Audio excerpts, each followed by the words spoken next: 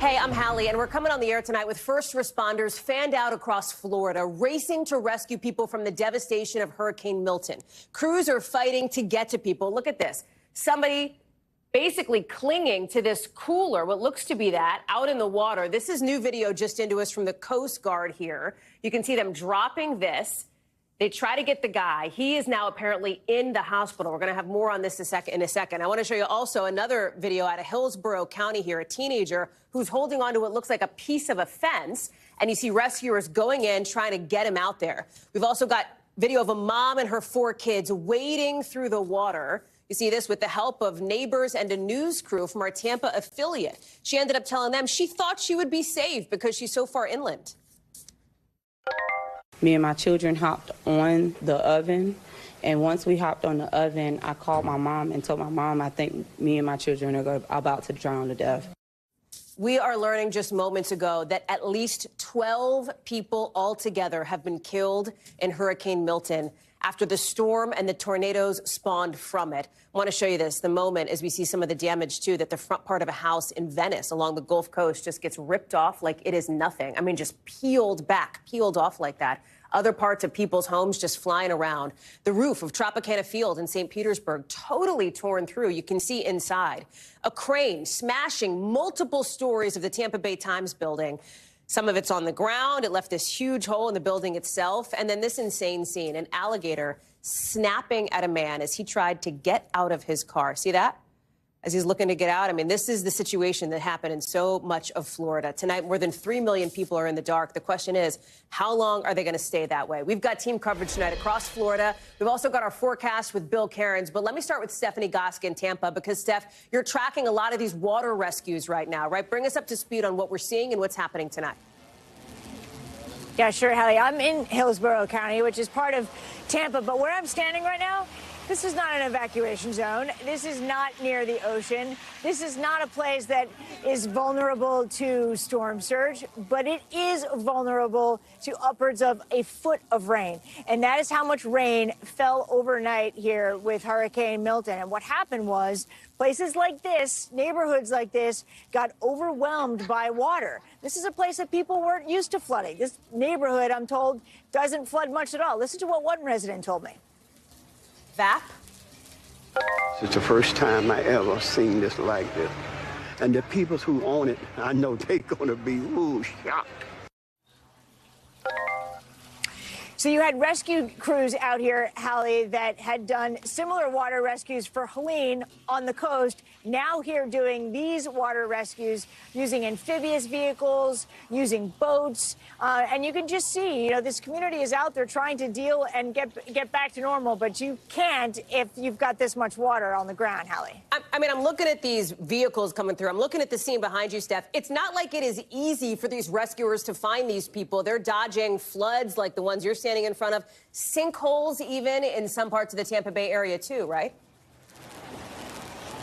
Yeah, there have been sinkholes, and you look at this water and you think about these 2 storms back to back, and it's not surprising that the ground would give away in spots. But it's also interesting that we had all of this build up to the storm, and yet the people who are caught in these waters, in these apartment buildings, a lot of them are talking about the surprise that they felt by the magnitude of the impact when it just came to rain. And that is why they're having to do so many rescues. Here in Hillsborough County, they said they had to rescue 500 people. 500 people in the last 24 hours. A lot of them, 135 of them, out of a senior center, which is right down this flooded road behind me, Hallie. And people are still out and about, Steph, clearly. Bikes, a car behind you, too. I mean, folks are coming to check things out, it seems. They are. You got to hand it to them. There's some people playing music over here. There's a barbecue down the street. Kids on bikes. You know, they are out and about. But, you know, you have to underscore what they're up against. It is hardship on top of hardship, and they really can't. A lot of these homes, they cannot live in. It's just going to be a long time, a long cleanup, a very extended timeline here on this. Stephanie Goss, thank you very much. I appreciate that. We'll check back in with you, I know, next hour. Let me go to Bradington Beach now. That's where we find our Jesse Kirsch. And Jesse, what is seen behind you? Because Milton made landfall right near Siesta Key, which is the barrier island off the coast of Sarasota. I'm looking at the situation there. It is devastating for so many people. Yeah, and Hallie, I want to make a note. What you're seeing behind us here is largely the responsibility of Hurricane Helene from 2 weeks ago, but it had a good side effect. It seems to have inspired more people to get out ahead of time. That house down the block is supposed to be right here, if you can believe it. This is the lot, and now there's just the front steps with nothing to walk into. And right next door is the impact of Milton more directly. Officials tell us this house blew off of its foundation. You can see the beams, they're bent in. The house is tilted off on the side. And this is the impact of Milton. What I was just telling you about, more people seem to be paying attention. And it's something that we've heard time and again this week. People saw what Helene did. It hit their communities harder than other storms have, and it inspired more people, it seems, to get out ahead of time. Officials here say 100 to 200 people stayed in this community, in Bradington Beach, for Helene. But in the aftermath of Helene, officials were concerned on multiple fronts. The storm blew a lot of sand inland. That means that the protective dunes are not there. So this area was more vulnerable to storm surge if it came in. Additionally, because of the storm surge from Helene, if structures were intact, and again, we know at least this home is down the block now. If structures were still intact, they were concerned that they were weakened and so would have been more prone to collapsing in some form if there was another powerful surge here. And so they upped their messaging, officials tell us, in the days ahead of time. And again, 100 to 200 people were here during Helene, we're told. Officials believe that no one stayed in Bradington Beach when Milton was on the way. And again, when you take a look behind us, even though we talk about storm surges being the biggest killer in a hurricane typically, when you look at that, and that was something you could have been in the middle of, it's good to know that no one was staying in this community, Hallie. Yeah, no kidding. I wonder, you know, Siesta Key, the bridge had obviously been blocked off before the storm hit, blocking the entrance last night into this morning as well. Sarasota officers were making sure people didn't go in, but they told one of our producers that people could go in on foot. Has that been happening? Like, have you noticed people either where you are or there trying to come and suss out what happened? Not where I am. We've seen first responder vehicles going by, a search and rescue team, even though they said they didn't have reports of missing persons here, per se. But in the aftermath of Helene, it took about a week for them to get people back into their homes because of the storm surge impact here. Officials believe they may be able to get people back, residents, I should say, back into this community in Bradington Beach as early as tomorrow, possibly. But for now, the public is not allowed in here. We were escorted in, Hallie. Okay. Of course, they wouldn't have power if they did get back in, right? I mean, that's the big issue. Yeah, as best we can tell, there's no power out here. There's debris all over the place. Even though we're not dealing with hurricane force winds, right, you could still get a gust. When it gets dark out, this is stuff that you could be driving over. You could get a flat tire, which would, you know, be a best case scenario, frankly, with all the stuff that's out here. We've seen a tipped over fridge. There is pieces of wood. There's, you know, drywall hanging out of these homes. And again, you've got unstable structures like this one, and who knows what else could happen in the days ahead with something like that, Hallie. Jesse Kirsch, thank you for being there, and thank you for being there all night. I know, in the thick of it. Appreciate it. Marissa Parra, same to you, friend, out there in St. Pete. I know you've been driving around the region where it's not easy to get around, to say the least. I'm looking behind you here. We showed that video of Tropicana Field. This is a roof that was built to handle up to 115-mile-an-hour winds. Wind speed never actually got that high. It was like 101 miles an hour. But look, I mean, the roof was ripped right off. Fortunately, nobody was hurt, Marissa, but this is just one example of some of the destruction that Milton brought. Right. So I want to point out a couple things. We actually drove through around the same area that Stephanie Goss is standing in. And this is, I think, a stark difference because she is highlighting the water event, the water damage that parts of the same region are seeing. In fact, we're in St. Petersburg. This is what we were seeing about 2 weeks ago with Helene. But now the difference is where Helene was 100 miles offshore and caused all that water damage, we now are seeing in these same parts 2 weeks later the wind damage. Case in point, right here, Tropicana Field, home of the Tampa Bay Rays. That roof, which is just an exoskeleton now with pieces of fabric flapping in the wind, exposed, and there were roughly 14 people inside. We know at one point they were considering using this as a staging area for first responders inside, and they ultimately decided not to do that. But there were 14 people who were inside working security. Undoubtedly a very scary moment for them. And keep in mind, that is here. And by the way, there were no injuries reported. We understand that people were able to take shelter. The Tampa Bay Rays were able to confirm that in a social media post. Hallie, it is only blocks away from here that a crane collapsed. I think I was here yesterday telling you about the concerns of those crane collapsing. That's right. And that is exactly what happened. But it was on a business building, and no one got hurt in that instance either, Hallie. Yeah, I think it was the Tampa Bay Times building, right? But it's our understanding from some of the reports that those journalists were out because they were covering this storm. So fortunately, no injuries there, Exactly. Marissa. Ton of rain, too, right? I mean, just absolutely swamped people in that area. Yes, and I can speak to that because we were driving through it. We saw those flooded streets, and one thing that was really remarkable, and we knew that this was going to be the case, it was really hard to tell the difference between where the Helene debris began or ended and where Milton debris began, because it all just sort of floated together as one big mess on the streets here. And I think that, as Stephanie pointed out, a lot of people probably caught off guard in areas where they were not in those mandatory evacuation zones. They thought they were safe. So between getting caught off guard with the rainfall or even wind like this, being told that you might be at risk of a crane collapsing in your apartment wasn't exactly in the cards. They thought that, oh, we're in evacuation zone C, we must be safe. And just a reminder, these storms pose a threat from all sides, Hallie. Marissa Parr, live for us there in St. Petersburg. Thank you. Let me take you to the other coast, to Fort Pierce, where Priscilla Thompson is. And the reason why we have you out there, Priscilla, is because you're in St. Lucie County. If folks were watching our coverage over the course of the last 24 hours, they saw on our show that we spoke with officials there who talked about the impact of the tornadoes that were getting spun off from those outer bands of Milton. We now know that multiple people have died from this very scary tornado outbreak where you are. Tell us more about what we're learning, about who these victims are, and about what happens next. Yeah, Hallie, well, let me tell you about what we're seeing in this neighborhood. You've got two cars back there with the windows busted out here, windows busted out there. Up and down this block, just about every car has its windows busted out. There are trees and debris everywhere, piling them up on the side of the road here. But here's the other thing that we've seen here. Storm shutters up also on just about every house. This was a community that tried to prepare for the hurricane. They were prepared for the winds, they were prepared for the flooding, but they were not prepared for the possibility of those tornadoes. I want to play a little bit of sound that I got after speaking with a resident here who talked to me about the moment that he realized this was going to be more than just your traditional hurricane. Take a listen.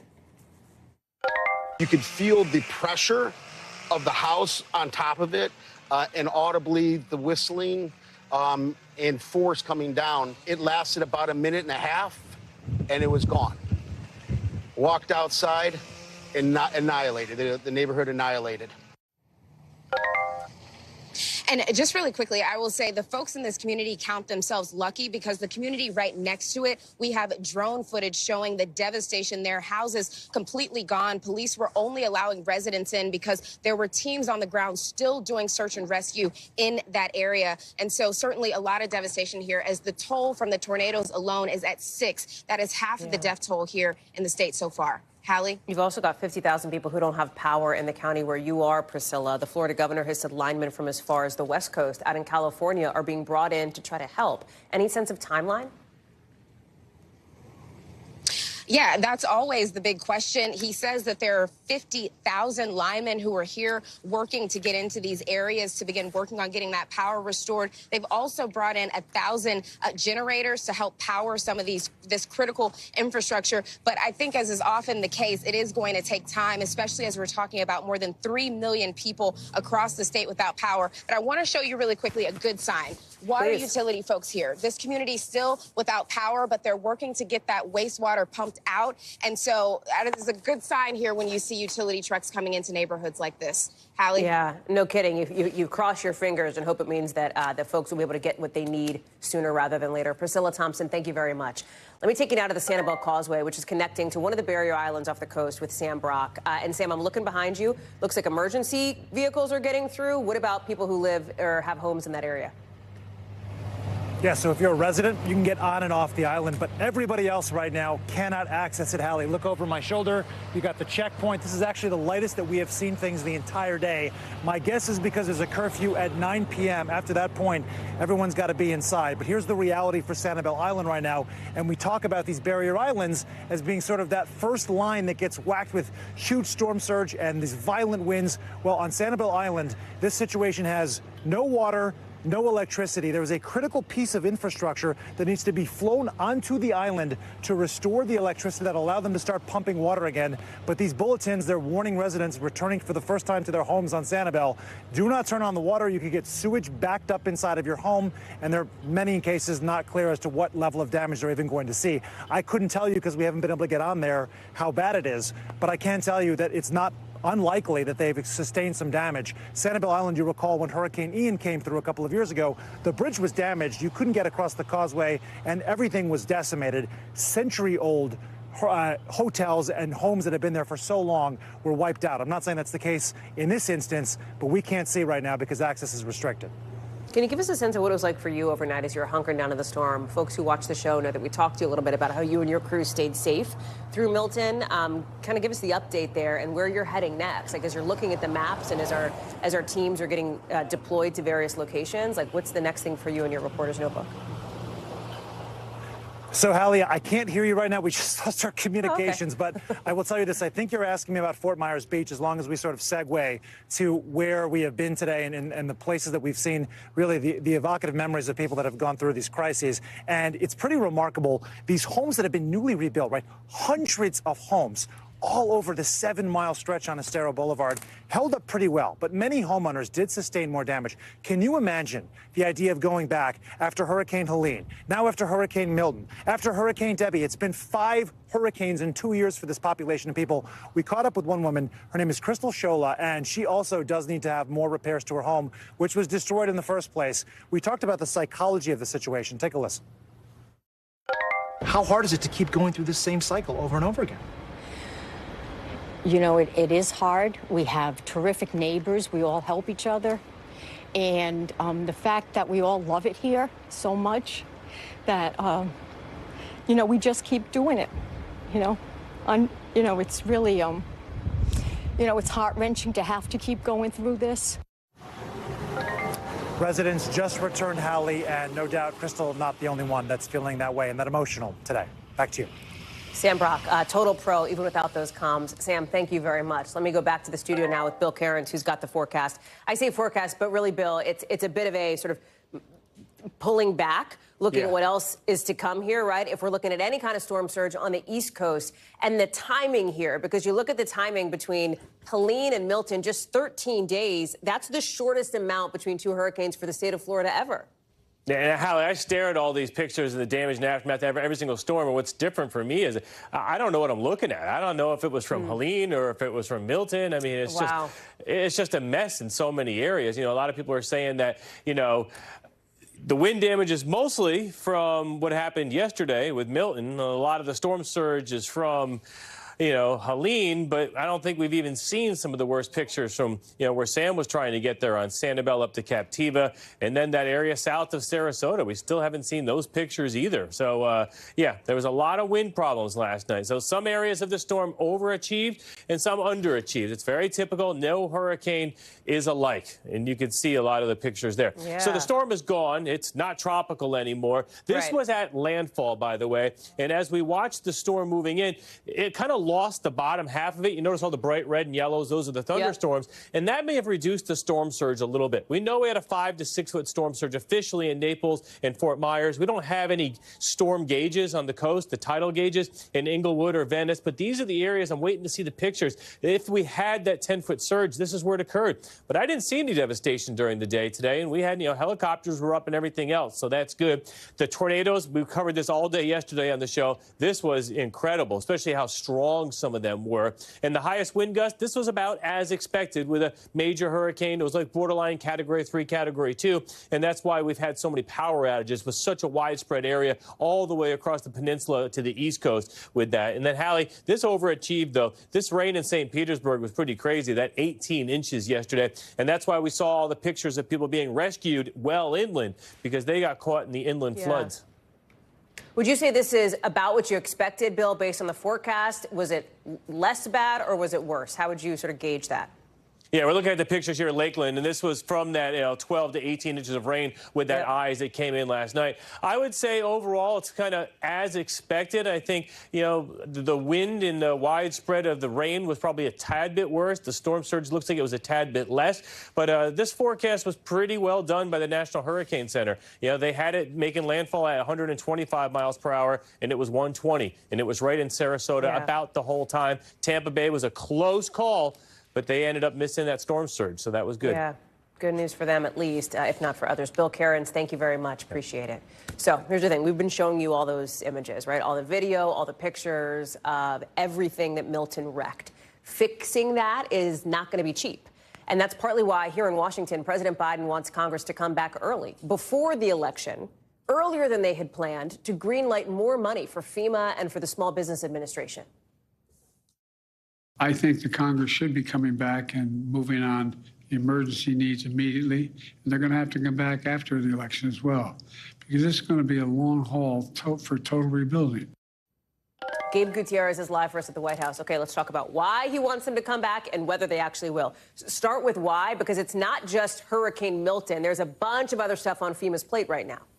Yeah, that's right, Hallie. Look, not just Hurricane Milton, but also Hurricane Helene, as you've been saying. And in addition to that, there's a whole bunch of other natural disasters across the country that might not be top of mind right now, but FEMA is still having to deal with. For example, wildfires in Wyoming. There's been other storms over the past several months that FEMA is still dealing with. And in fact, in just the last 8 days, Hallie, FEMA has blown through nearly half of the money that Congress had set aside for it over the next 12 months. So that's part of the reason President Biden is asking Congress to come back and help fund FEMA. But the FEMA administrator, the DHS secretary, and the president, they do say that FEMA has enough money right now for immediate needs, but it's the longer term efforts that they'll also need funding for, Hallie. So then the question is, will they get it, right? Whether they're actually whether that's gonna happen, because our colleague Scott Wong, who covers Congress, was out in Pennsylvania where House Speaker Mike Johnson was doing some stumping, if you will, for a House candidate. And he asked him, and the speaker basically said that that's kind of premature. Let me play that. They have tens of billions of dollars sitting in FEMA. That's what's needed right now in the states that are affected, the 6 states and beyond that were affected by Helene, and the state of Florida having been hit by Milton now. FEMA has the resources. They need to get about delivering those resources and services. So what does the landscape look like on that front, Gabe? Well, Hallie, FEMA does have the resources, but there are concerns about staffing. A federal watchdog that we talked to says that he is worried about staffing levels for FEMA, and that just about 8% of its highly trained workforce is listed as available at this point. But Hallie, it's not just FEMA that we're talking about here. We heard President Biden talk about this a short time ago. He is actually more worried in the short term about the Small Business Administration, those SB8 disaster loans, and that's a big consideration because that money is set to run out much faster than FEMA, Hallie. So again, the president wanting Congress to act quickly. Hallie. Gabe Gutierrez, thank you very much. As you heard Gabe lay out, Helene, Milton, 2 weeks apart just about, that's forced hundreds of hospitals around the country to delay some surgeries, and not for the obvious reason. Instead, it's because of this big shortage of IV fluid, since 2 of the biggest manufacturers of it had to close down because of the storms. NBC's Maggie Vespa has been following all of this for us. It's a pretty big deal. Like, these 2 companies are like the big deal company in this space here. What's the timeline for when they can get back up and running, and what are hospitals going to do in the meantime? I mean, we're talking about months, not days. When we talk about the largest producer of IV fluid in the country, which is Baxter International, they have a plant in North Carolina that was ravaged by floodwaters from Hurricane Helene. And that's really the main reason that a lot of these hospitals are now postponing specifically non-emergency surgeries and procedures. So we're not talking about emergency or life-saving stuff at this point, and they want to keep it that way.